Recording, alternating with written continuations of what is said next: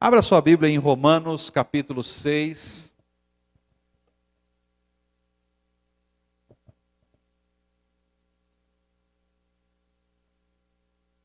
Romanos capítulo 6. Não é uma expressão, mas quando você geralmente encontra alguém que você não vê há muito tempo, que tipo de pergunta você faz para essa pessoa? Faz muito tempo que você não vê alguém, aí você encontra com essa pessoa. O que você pergunta para ela? Hã? Como está a vida? O que mais? Hã? Quer um café, Danila? Você vê que eu estou vendo já os seus pensamentos, né? Ou então tem café aí, né? Quem mais? Eu, às vezes, dependendo da pessoa, eu pergunto assim, que conta de novo? Não é? O que tem de novo? O que você me conta de novo? Ah, não sei o quê, eu fiz uma viagem, não sei o quê, eu estudei, não sei o quê. Aí a pessoa começa, né, a contar as novidades, né? Quais as novas? Quais as novidades? Geralmente a gente faz uma pergunta nesse sentido para saber o que há de novo na vida da pessoa. O que eu quero conversar com você nessa noite é exatamente sobre isso, deixando uma vida sem novidades. Sem novidades. Porque eu penso que quando a gente está com Jesus, são altas emoções. Viver com Jesus é uma adrenalina só. Viver com Jesus, você tem que ter algo a contar, sempre algo a contar e sempre algo a contar. Sempre tem que ter algo novo a celebrar, a comentar, a compartilhar. No verso 4 de Romanos 6 diz assim: portanto, fomos sepultados com ele na morte, por meio do batismo, a fim de que, assim como Cristo foi ressuscitado dos mortos, mediante a glória do Pai, também nós vivamos uma vida nova. Ou, em algumas outras versões, também nós vivamos em novidade de vida. Romanos, ele é um texto, o livro de Romanos em si, ele tem uma conotação muito jurídica. E, viu, Maurício, a gente conversava uma vez sobre questão de direito, né? Leia Romanos inteiro. Essa questão de justificação, essa questão de ser perdoado, isso aqui são implicações jurídicas. São implicações jurídicas. De não há mais condenação. Como assim não há mais condenação? Né?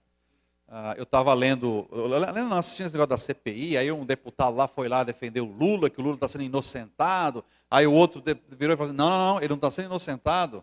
Está havendo uma questão técnica que estão tirando os julgamentos anteriores para passar para outra instância, mas ele não está sendo inocentado de nada ainda. Vai ser julgado de novo. Né? Não bateram o martelo, ou seja, alguém tem que decretar, é inocente. Então, para todo efeito, não é inocente, precisa passar de novo por todo o processo. Né? Então, o Romanos inteiro, na sua integralidade, vai falar sobre isso, a parte jurídica da nossa salvação, né? Vamos dizer assim, o que há por trás disso tudo. E aqui nesse verso 4 que nós lemos, ele vai dar a simbologia exata do batismo, né?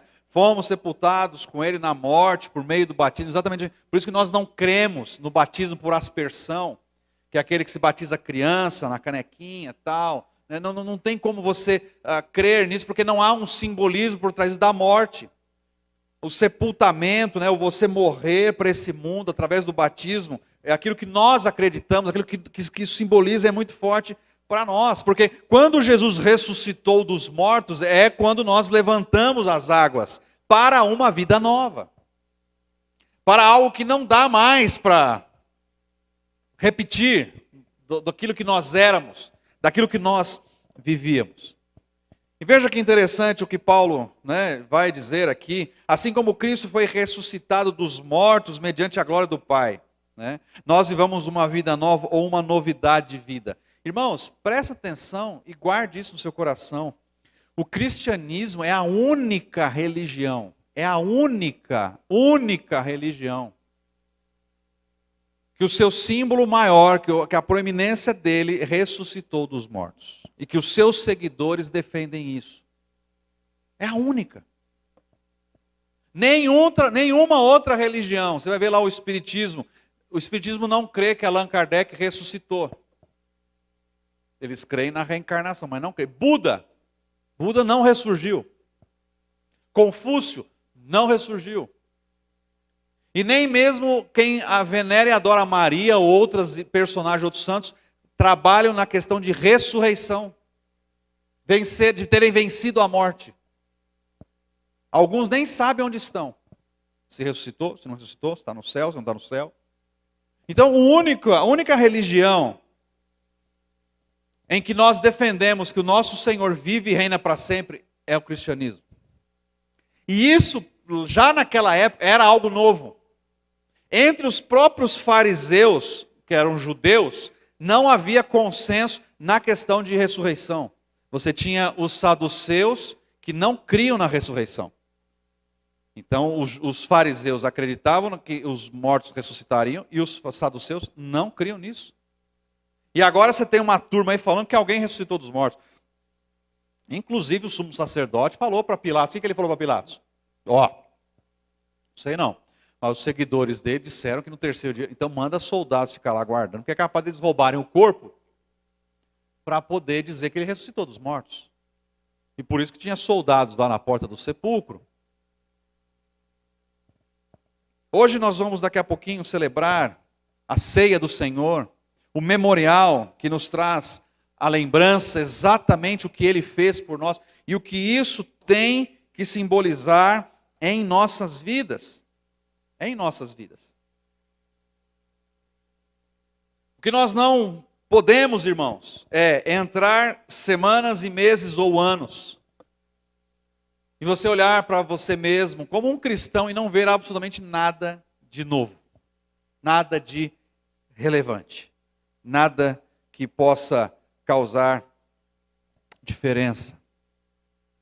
E eu fico imaginando que tipo de vida nós temos onde não há nada de novo a se contar. Nada de novo. Nada de novo. Que vida que nós temos com Deus, em que não há nada de novo, não há uma experiência nova. É uma rotina, é algo enfadonho. A pior coisa que você possa ver, por exemplo, dentro de um relacionamento de marido e mulher, é algo enfadonho. Não tem nada de novo, nada acontece, nada faz, nada disso, nada aquilo outro. O relacionamento vai cair na rotina, por exemplo, daqui a pouco um começa a cansar do outro e tal, já não tem mais aquela coisa. E você pensa que essas coisas não acontecem com Deus? Na sua perspectiva com Deus? Daqui a pouco a gente está no piloto automático, a gente vem para a igreja, a gente serve, a gente vem, a gente canta. Tal. Mas não tem nada de novo acontecendo. Não tem nada de novo para eu contar, para eu compartilhar. Não oro buscando e pedindo a Deus experiências com Ele. Eu não vejo essas experiências. Sou um bom religioso, um bom cristão. Eu venho, dizimo, participo, mas não tem nada de novo. Não, esses negócios de novo é para o pastor, para os diáconos. Mentira. Não há privilegiados para Deus. Não há. Não há. Porque eu sou pastor, eu vou ter mais experiências do que você. É óbvio que pelo fato de eu ser pastor e estar mais envolvido na obra, no reino, e até entre certas situações, é óbvio que eu vou ter mais detalhes do que você, mais informações do que você. Da mesma forma, se você for se tornar um bombeiro, você vai estar mais exposto ao perigo do que eu. Isso é natural? Você vai viver mais emoções do que eu. A Ágata todo dia me chega contando alguma coisa de novo que aconteceu no plantão dela. Toda hora acontece alguma coisa, uma situação com um paciente aqui, ali, acolá. Porque ela está lá, ela está exposta. Ela está na linha de frente, ela está vendo ali. Quando nós vamos buscar a Deus, buscar ao Senhor, e o buscamos dia a dia, e aqui eu quero abrir um parêntese. No próximo ano, nós vamos trabalhar o ano inteiro sobre o tema sem santificação ninguém verá o Senhor. É isso que a gente quer conversar com a liderança. e trabalhar a proposta para o ano que vem em cima desse tema, dentre outras coisas. Levar a igreja a uma vida de santidade, de santificação, de buscar ao Senhor, de dizer não às coisas desse mundo, de querer mais e mais a Deus, não levar Deus no piloto automático, não levar Deus de qualquer maneira, de perseguir a salvação da sua casa, de poder dizer como Josué, eu e minha casa servimos ao Senhor, de não nos conformarmos enquanto não tiver nossa família inteira na igreja, principalmente aqueles que conhecem a palavra, mas não estão, de como aquela viúva que incomodou o juiz iníquo na parábola, perseguirmos mesmo e buscar a Deus, porque os tempos estão sendo abreviados, irmãos, e o que só interessa é buscar Deus, é buscar a Deus, é servir ao Senhor, é ter prazer de estar na presença dEle, é ter prazer de ler a sua palavra, é ter prazer de evangelizar, é de orar pedindo almas. Você ora pedindo almas? Você ora pedindo que o Senhor coloque pessoas na sua vida para você evangelizar? Quando alguém vem perto de você, você aproveita para falar de Jesus para ela? É tempo da nossa igreja crescer. É tempo da nossa igreja avançar. São 36 anos. Daqui a pouco são 40. É tempo da nossa igreja ganhar almas para Jesus. É tempo de testemunharmos. Nós vamos trabalhar muito sobre isso o ano que vem, sobre santificação. Sem santificação, ninguém verá o Senhor. Sem uma vida que dê frutos. Chega de ser... Pelo menos enquanto o meu pastorado durar aqui nessa igreja. Eu não sei quanto tempo vai durar. Quando você tiver que dar contas diante de Deus, se você for chamado no juízo, você não vai poder dizer que o seu pastor não te trabalhou com você para você dar frutos. O pastor não te provocou a dar frutos. Que o pastor não te ensinou a ser uma ovelha que que produza outras ovelhas. Pelo menos eu posso ser, talvez eu vou prestar conta a Deus e vou responder muitas coisas dos meus defeitos, mas omissão eu não serei, omisso eu não serei. De não ter ensinado você na palavra como fazer isso, não vou ser cobrado disso. Você não gerou frutos, não deu frutos, não produziu ovelhas, porque você não quis, porque foi um servo negligente, conforme diz a palavra. Não porque o seu pastor não te ensinou. E tenho certeza que não foi também porque o pastor Raimundo não ensinou. É tempo da gente buscar o Senhor. De mostrar às pessoas o que isso aqui significa. Às vezes somos egoístas demais, participamos da ceia. Obrigado porque o Senhor me salvou. Mas quantas pessoas estão precisando ser salvas aqui do lado? Eu não merecia, mas obrigado, Senhor. Tá, mas e o resto? E as outras pessoas? E o resto do mundo? E as pessoas da sua família? E as pessoas que moram na sua rua? E as pessoas que moram aqui na rua da igreja? E a gente, não faz nada. Quando eu participo da ceia do Senhor, e a Bíblia diz que ele é um memorial, trazer a memória. Nós temos que olhar duas coisas. Primeiro, olhar para o passado. E isso vai nos lembrar que nós éramos escravos do pecado.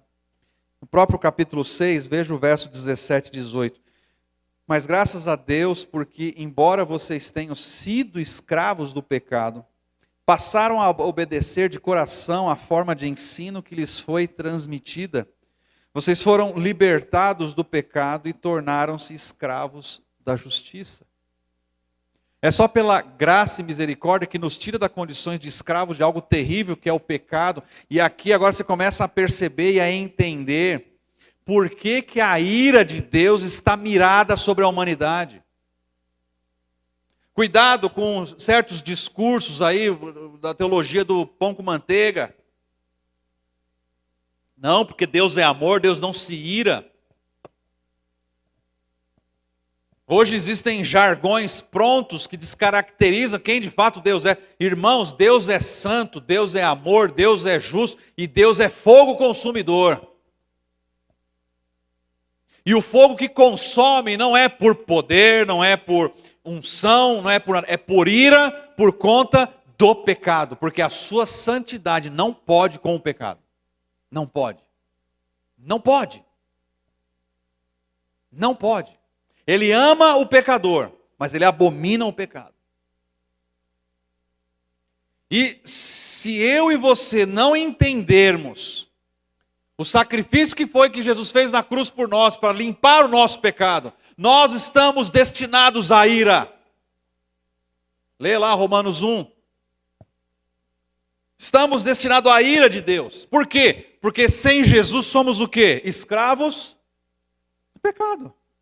E é interessante que a figura de escravidão não é uma questão de eu vou e volto. O escravo tem direitos? Sim ou não? Não. O escravo tem vontade própria? Sim ou não? Não. O escravo pode ter uma folguinha aí uma vez por semana? Sim ou não? Não. Ele está inteiramente à mercê do seu Senhor. No nosso caso, sem Jesus, quem era o nosso Senhor? O pecado. Ele nos dominava. E ainda domina a muitos que estão sem Jesus. Que estão sem Jesus. Então, quando você participar da ceia daqui a pouco, agradeça a Jesus. Senhor, olha, eu estava completamente perdido. Eu era escravo de algo abominável que atraía para mim a sua ira. E se não fosse o Senhor e o que o Senhor fez na cruz por mim,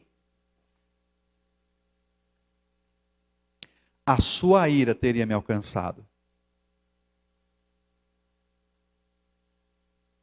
Segunda coisa que nós temos que lembrar olhando para o nosso passado. Romanos 6, 23. Pois o salário do pecado é a morte, mas o dom gratuito de Deus é a vida eterna em Cristo Jesus, nosso Senhor. A nossa condenação era a morte. O nosso pagamento era a morte. O nosso salário era a morte.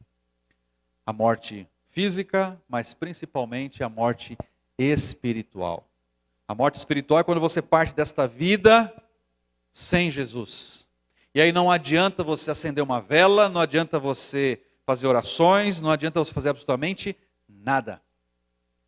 A alegria e o consolo que temos de ouvir o testemunho da irmã Miriam é saber que o nosso irmão Alex saiu desta vida e partiu desta vida e está com o nosso Senhor lá nos céus. E que nós vamos encontrá-lo um dia. Vamos encontrá-lo um dia, num corpo glorificado. Ele vai poder encontrar e dar um abraço novamente na sua mãe, no seu pai, na sua esposa e nos seus filhos. Que lá não vai ser mais esposa, né? Mas minha convicção, pastor Lucas, eu creio que nós vamos lembrar. E nós vamos nos reconhecer. E nós vamos saber o que nós tínhamos. As lembranças ruins vão ficar apagadas. Mas eu creio que nós vamos, né? Vou chegar em cada um dos irmãos. Você chegou, hein? Vê que benção, glória a Deus, você veio. Tá? Chegou atrasado, hein, Breno? Chegou meio chamuscado, hein? Mas veio, ô Breno. Ô pastor, estava numa prova do concurso lá, mas eu cheguei. Eu creio, porque do contrário, irmãos, não faz sentido a luta que a gente passa aqui. Né? Do contrário, não faz muito sentido. É uma corrida, é uma provação. Vencemos. Ao vencedor, diz o Apocalipse, aquele que perseverar até o fim, conseguimos. Tiagão, conseguimos. Vinde bendito de meu Pai, poder ouvir isso, possuir por herança o que está preparado desde a fundação do mundo. Aqueles que foram antes, a gente poder chegar lá e dar um abraço neles e reconhecê-los. Mas isso é para quem reconhece que Jesus Cristo é o seu Senhor e Salvador, que o seu sacrifício é o preço que foi pago para nós. A nossa condenação era a morte, nosso pagamento, nosso salário, por sermos escravos do pecado, era a morte. Obrigado, Jesus, porque o Senhor me deu vida, e vida em abundância. Obrigado porque, como disse a nossa irmã Madalena, eu posso, quando chegar o meu momento, eu sei que eu vou fechar o olho aqui e vou abrir lá. Isso é convicção, irmãos. Tem pessoas que estão entrando em pânico e desespero. Isso é convicção. Convicção. Só que também quando eu participo da ceia, isso me joga para o futuro. Olha para frente. Nós temos a certeza que vamos viver eternamente com Cristo, irmãos. Veja o versículo 8 de Romanos 6. Ora, se morrermos com Cristo, cremos que também com Cristo viveremos. Com Ele viveremos. Isso é uma promessa, irmãos. Isso é uma certeza que nós podemos ter através da palavra do Senhor. Romanos 8 vai dizer, o que me separará do amor de Deus? É um dos textos mais lindos. É um dos textos que quando você estiver em depressão, você precisa ler esse texto. O que pode nos separar do amor de Deus? Altura? Profundidade? Problemas? Lutas? Situações? Anjos? Principados? Potestades? A morte? Nada pode nos separar do amor de Deus que está em Cristo Jesus nosso Senhor. Nada e ninguém, nenhuma circunstância, nenhuma situação, nem o seu passado, nem o que você fez de ruim, quando você não conhecia Jesus, pode separar você do amor de Deus. Porque o amor em Deus não é algo que ele sente. Neste momento eu estou amando, neste momento não estou amando, porque a Denise pisou na bola. Não. Mesmo quando você pisa na bola, ele continua te amando, porque é algo que não tem liga e desliga em Deus. Em nós temos, né, o botão liga e desliga do amor, né? O maridão pisa na bola, aperta o botão lá, o amor vai para 5 graus. Você está amando, mas está a 5 graus. Não é assim que funciona? Não está aquela coisa, né? Ô Benzinho, faz lá para mim um chocolatezinho quente. Ah, não, estou muito cansado. Ou em outras ocasiões você faria, né? Mas o amor está a 5 graus, não é assim que funciona? É assim que funciona. É assim que funciona. E se ele der mais uma pisada de bola sem ter esquentado, aí vai para 0 grau. Aí já era. Aí já era. A Agatha ficou brava comigo ontem, porque ela foi fazer uma cobertura. Eu comi o chocolate inteiro. Ele ficou bravo, ficou uma onça. Ficou brava porque queria fazer uma cobertura para o sorvete. Daí eu comi o raio do chocolate, não sei o que, comi o bis também. Corta isso aí no YouTube, por favor, ô MC.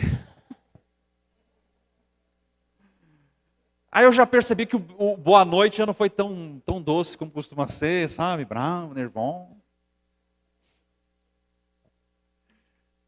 Mas eu vou me redimir hoje. Mas com Deus não tem isso. Você pode pisar na bola, você pode ser infantil, você pode ser pecador. Deus continua te amando. Continua te amando. Não tem que tomar lá da cá com Deus, Ele continua te amando.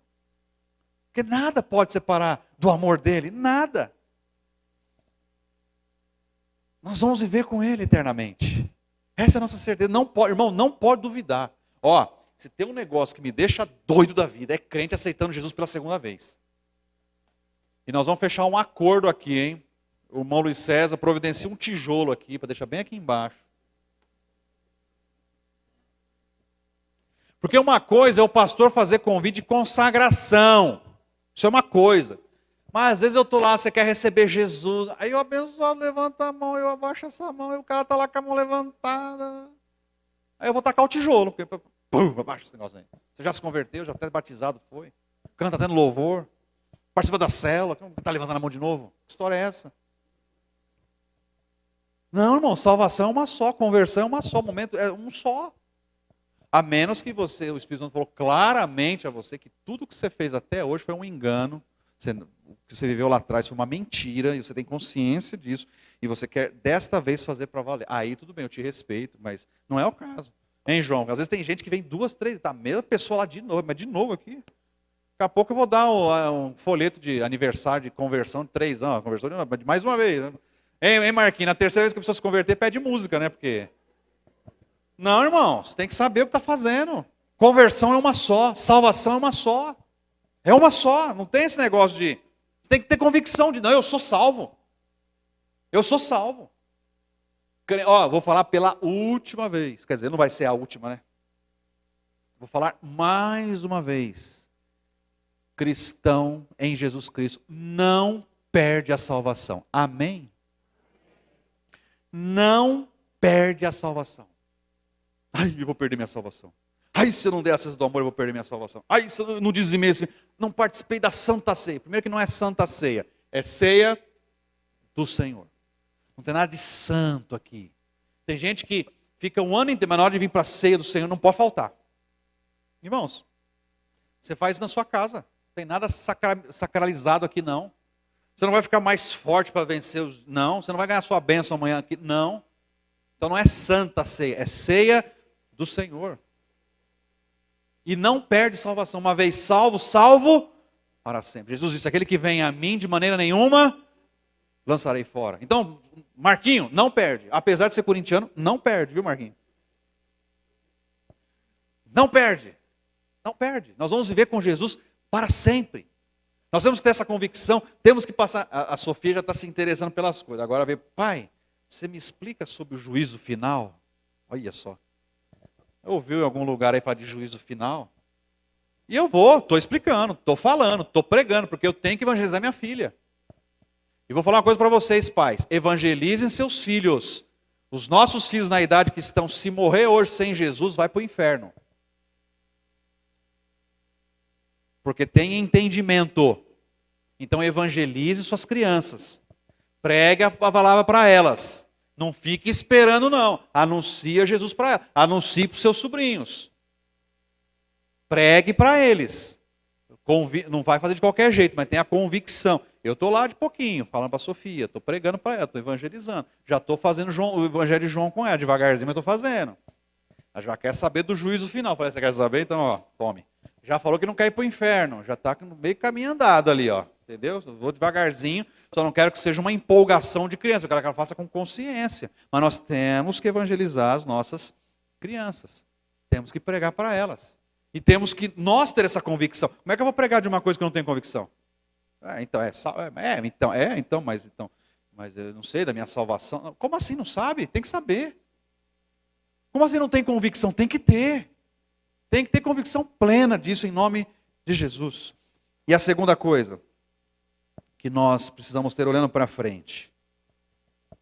Primeiro é uma coisa que você vai viver eternamente com Cristo. Isso é uma coisa. A segunda é a vitória sobre a morte eterna. Porque o maior inimigo é a morte eterna. O maior inimigo é a separação total de Deus. Foi uma coisa que eu falei para os irmãos aqui, eu fiz uma pergunta uma vez. Você iria para o céu sabendo que Jesus não está lá? Todas as benesses do céu, as ruas de ouro, tudo vai estar lá. Promessa feita, promessa garantida, cumprida. Mas e se Jesus não tivesse, se chegasse lá no céu, cadê Jesus? Ah, Jesus não está aqui não. Ah, tá bom, olha lá, a lagoa para nadar, né? Olha que beleza, olha que clima gostoso. Olha, sua mansão é a tal, ela pode ir lá, olha que beleza. Sem doença, sem nada. Mas Jesus não está aqui não. Você iria? Você ficaria num local em que Jesus não está? Porque aí começamos a pensar, o que é o céu? Ou o que é o paraíso? É algo que é para mim, então somente para mim? Para o meu ego? E para as minhas necessidades, as minhas vontades? Ou será que é a comunhão plena com Jesus?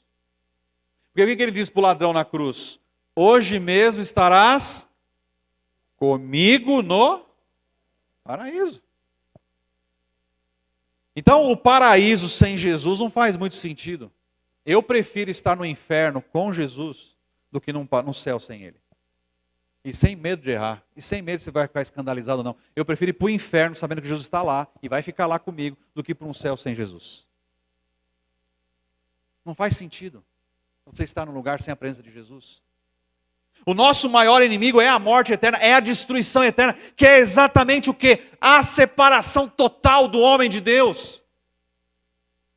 É a arca se fechando e não havendo mais esperança de salvação. Esse é o maior inimigo que precisa ser derrotado. E foi derrotado por Jesus na cruz, a morte.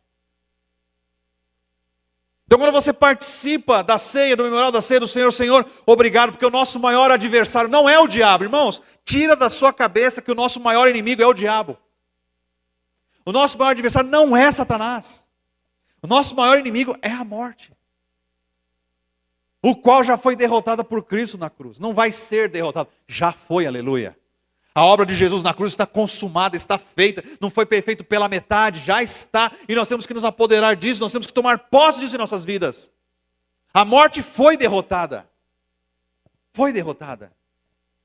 E isso não tem que nos trazer alegria quando participamos da ceia do Senhor. Falamos do passado, falamos do futuro. Mas e o hoje? O hoje é exatamente o fato e o desafio que temos que em Jesus andarmos em novidade de vida. Andarmos uma vida nova. O hoje é você ter algo novo a contar. O hoje é as pessoas olharem para você e ver algo de diferente, algo novo. Algo que não estava ali antes. Algo que tem alguma coisa. Eu encontrei uma pessoa esses dias e eu fiquei olhando para o rosto dela, e apesar da máscara, alguma coisa me chamou a atenção no rosto dela. Falei, alguma coisa está diferente em você. Você fez alguma? Ah, eu fiz um procedimento aqui e tal. Falei, puxa, que bom, rejuvenesceu, seu rosto ficou mais light, ficou mais leve, ficou mais bonita. E eu notei que tinha algo novo na pessoa, no rosto dela. Quando nós andamos e entendemos e conhecemos Jesus, e quando você participa da ceia e a lembrança é, tem algo novo em você? As pessoas andam e olham e veem algo novo em você. E aqui deixa eu falar uma coisa para os irmãos. Eu não sou, procuro não ser antiquado, procuro não ser legalista. Mas meus irmãos, o evangelho tem que nos transformar por dentro e por fora. Por dentro e por fora. Por dentro e por fora. E hoje eu estou cada vez mais assustado como que as pessoas que não querem uma transformação de hábitos, de costumes, vão tentando encontrar brechas na Bíblia para poder permanecer com certas coisas. Certos palavreados, certos linguajares, certas formas de vestir. Principalmente esse mundo gospel artístico aí fora, né, que artistas se tornam gospel, né? Mas continuam usando roupa apertada, continuam sensualizando na televisão e nas redes. Aí vem ele e fala, não, mas não importa o seu exterior, Deus quer o seu coração. Fala, escuta, mas cadê a novidade de vida? Cadê o novo? Se eu olho para você, o seu linguajar é o mesmo que os meus amigos que não têm Jesus. É gíria, é palavrão, é não sei o quê, papapá, é piada suja. Se a sua atitude desonesta é a mesma. Por exemplo, eu contei uma vez, né, uma ex-ovelha contou para mim que ela trabalhava num restaurante, e era sexta-feira, as amigas dela falaram assim, vamos, pega um frango, aí a patroa não vem mesmo, cada uma pegou um frango. Tinha acho que 20, 30, sei lá, 50 frangos no freezer lá para o final de semana. Cada uma pegou um, não vai nem sentir diferença. Aí eu fico imaginando, e se ela pegasse? Ah, minha patroa está cheia de dinheiro mesmo e não vai fazer falta lá em casa, então né, precisa alimentar. Ela não pegou. Mas e se pegasse? Onde que está a diferença? Onde que está a novidade de vida? Ainda mais as pessoas que te conheceram antes e conhecem agora de novo. E aí, eu vou falar uma coisa para você, não é só no que diz respeito a comportamentos, porque a gente às vezes rotula, né? A gente acha que era assim, a novidade de vida é assim, antes eu fumava, agora não fumo mais. Antes eu traía minha mulher, agora não traio mais. Antes eu fazia isso, agora não faço mais. A gente dá alguns nomes na nossa escala de coisas que é isso aqui. Mas, deixa eu falar uma coisa para você. Vou dar um exemplo. E o seu temperamento?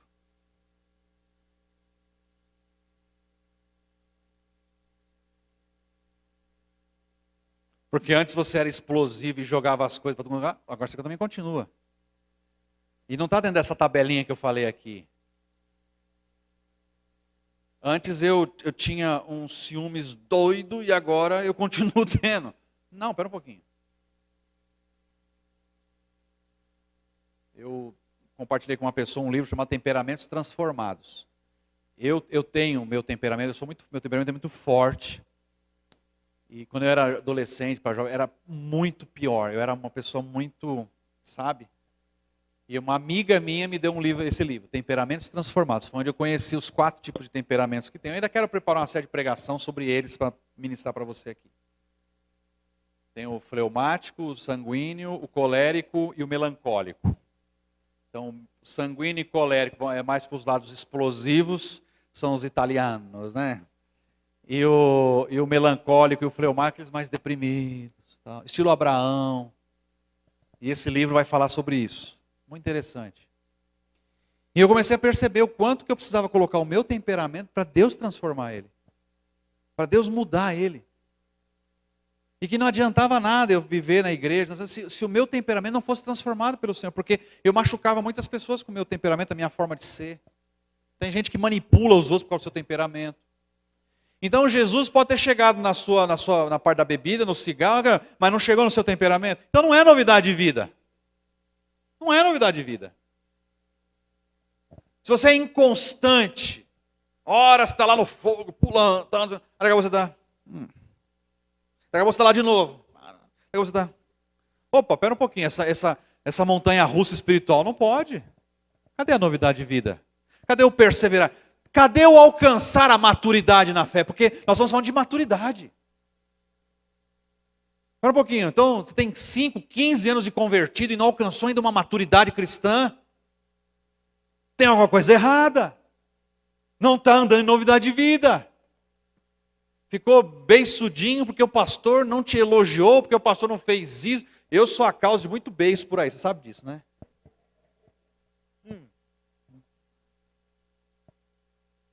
Chega em mim e fala, pastor, tá bom, vamos conversar.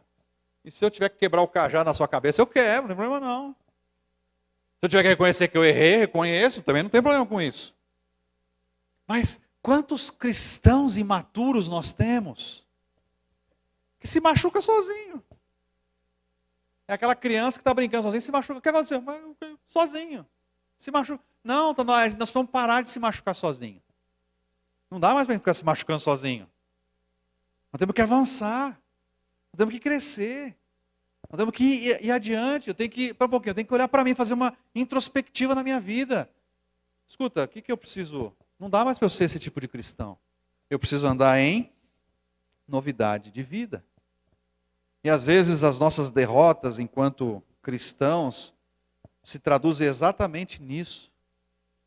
Porque não há nada de novo em nós. Então a nossa perspectiva é uma perspectiva ainda carnal, ainda pecadora, ainda do velho homem. Ainda do velho homem. E é onde as coisas não acontecem e nós temos problemas. E nós ficamos bravos com Deus.